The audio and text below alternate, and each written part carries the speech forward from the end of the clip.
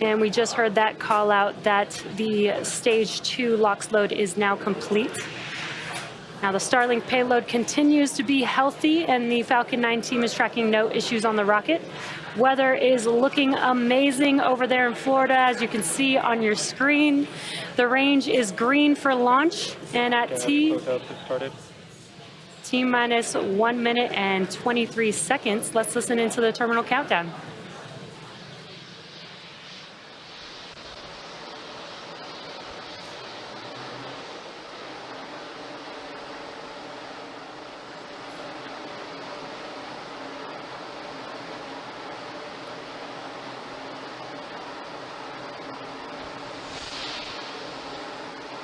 Falcon 9's in startup.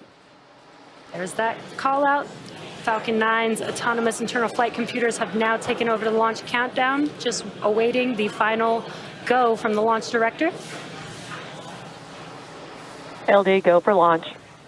And great news, we are go for an on-time liftoff. Let's listen into the terminal count and watch as Falcon 9 takes our 49 Starlink satellites into a 53-degree south inclination orbit. T-minus 30 seconds.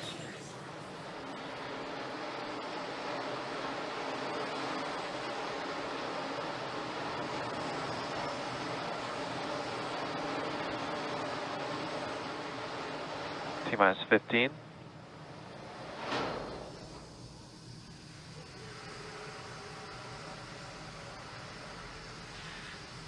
T-minus 5, 4, 3, 2, 1. Lift off.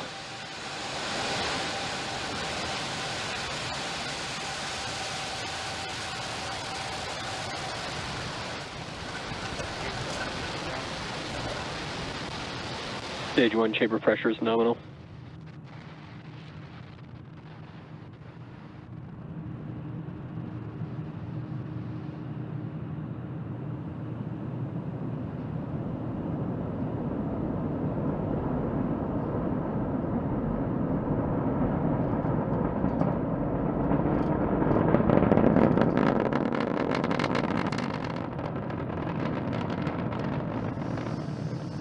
Plus 45 seconds into liftoff, and Falcon 9 has successfully lifted off from Launch Complex 39A at Kennedy Space Center, carrying our stack of 49 Starlink satellites to low Earth orbit.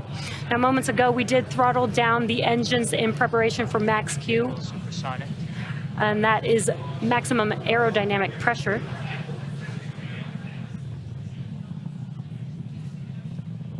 Max Q. And there's the call out that we just passed through max Q. That is the largest structural load that the vehicle will see throughout ascent. Now coming up, we will have 3 events happening in quick succession. That'll be main engine cutoff, or what we call MECO, stage separation, and second stage engine start 1, or SES1. MECO is where all 9 of the M1D engines shut off and slow the vehicle down in preparation for stage separation. And MVAC engine chill has started. And that's just a call out that the engine chill on the second stage is getting ready for ignition. Stage separation is where the first stage separates from the second stage, and with first stage returning back to Earth for landing, while stage 2 continues on its journey with the third event, SES1, or second stage engine start 1. And that's where the MVAC engine ignites up and propels the second stage along with the Starlink satellites to their targeted drop-off orbit. We're just about 10 seconds or so away from those 3 events, and they will be followed by fairing deploy shortly after SES1 as well.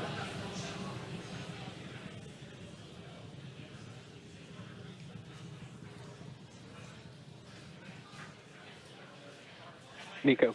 Stage separation confirmed.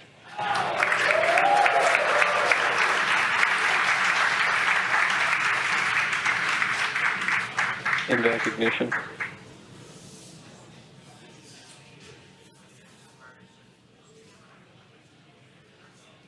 Fairing separation confirmed.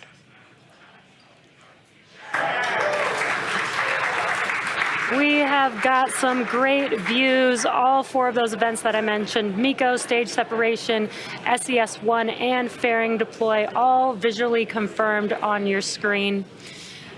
Now, the fairing halves flying on today's mission are both flight proven, with one half supporting its fifth flight and the other supporting its fourth flight on today's mission. So we will be attempting to recover the halves again using our recovery vessel, Doug, to hopefully support future missions. Now, on your left-hand screen is a view of the first stage. You can see the grid fins have deployed there. Those help guide the vehicle back to its landing zone. And on your right-hand screen is stage 2. Now, as that heads towards its targeted drop-off orbit, stage 1 will execute 2 burns in order to make its way back to Earth. The first is the entry burn, where 3 of the M1D engines will reignite, and this helps to slow the stage down as it re-enters the upper part of the Earth's atmosphere. Then the second burn is the landing burn. This is the single engine burn that brings the vehicle speed down very rapidly in order to touch down on our drone ship. Again, a shortfall of gravitas today. Acquisition of signal, Bermuda. And that's just a call out that we have connected with a ground station on the second stage.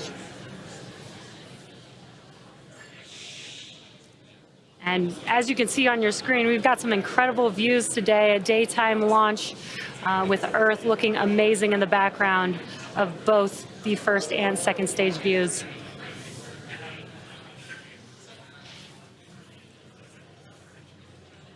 Now we're just under 2 minutes away from the entry burn starting up on the first stage.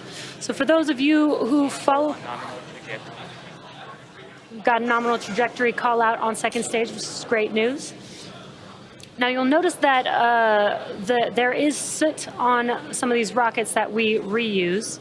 And here's a quick explanation of why and how that soot forms. The rocket-grade kerosene, or RP1, used to fuel a Falcon 9 is carbon-based. So when it burns the fuel, it generates soot. Now, as the booster approaches landing, as you can see on your left-hand screen, it does a re-entry burn to slow the vehicle down prior to re-entering back into the Earth's atmosphere. Otherwise, aerodynamic forces would rip it apart. So because the entry burn occurs with the engines first, the booster flies through its own plume.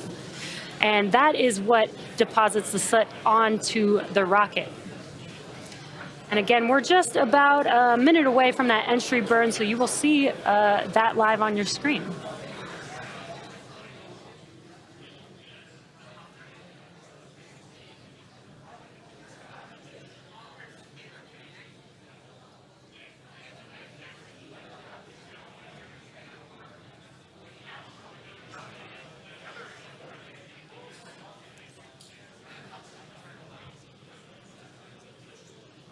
Again, we've got some great views of our Starlink mission today. On your left-hand screen, that is the first stage booster making its way back to Earth, and on your right-hand screen is the second stage taking the satellites to their drop-off orbit. Stage 1 FTS is saved.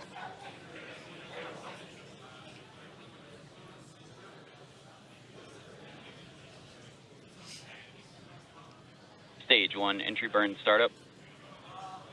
And there you can visually see on your left-hand screen, the entry burn has begun on that first stage. This will last about 20 seconds or so long. Stage 1 entry burn shutdown. Stage 2 FTS is saved.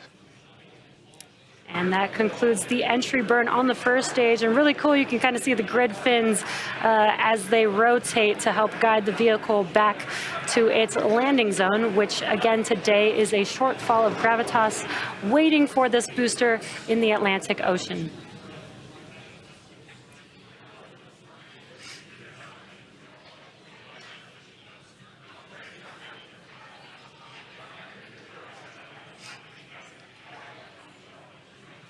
We're just under a minute away from the landing burn beginning on the first stage.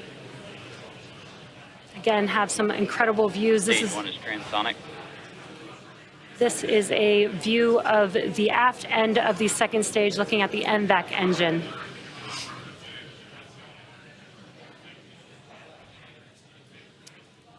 So we are going to have landing burn coming up on first stage. That will last about 20 seconds long, and right when landing burn ends, we should have SECO 1 or second engine cutoff 1 on second stage.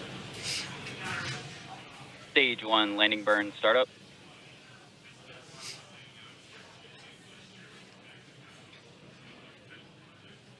There's that call out that the landing burn has begun on first stage. And it looks like we have a live view Stage of the 1 drone landing ship. leg deploy. Stage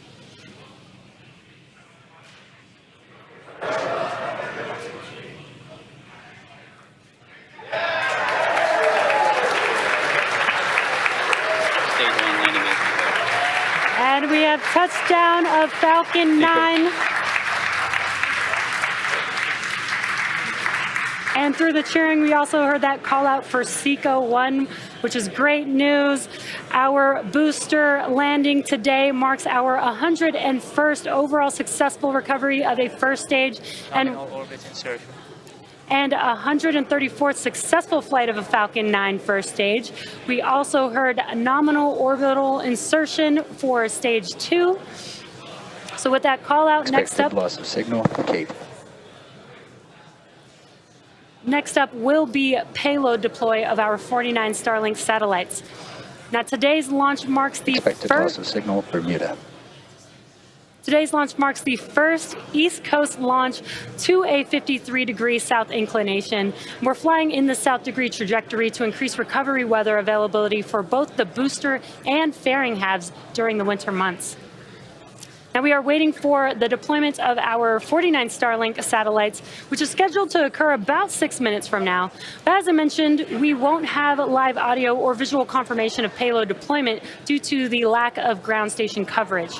We will acquire signal with our ground station in Kodiak, Alaska at T+1 hour and 20 minutes. So for those of you interested, we will keep the audio-only countdown nets up on our YouTube channel, and we'll confirm successful payload deployment on our social channels. Now with that, we'll be bringing our webcast to a close for today. Thank you for joining us for the first launch of 2022 and our 35th launch of Starlink to date. A big thank you to the Range and Federal Aviation Administration for supporting today's mission. If you're interested in signing up for Starlink service, head over to starlink.com. Thanks for watching, and we'll see you next time.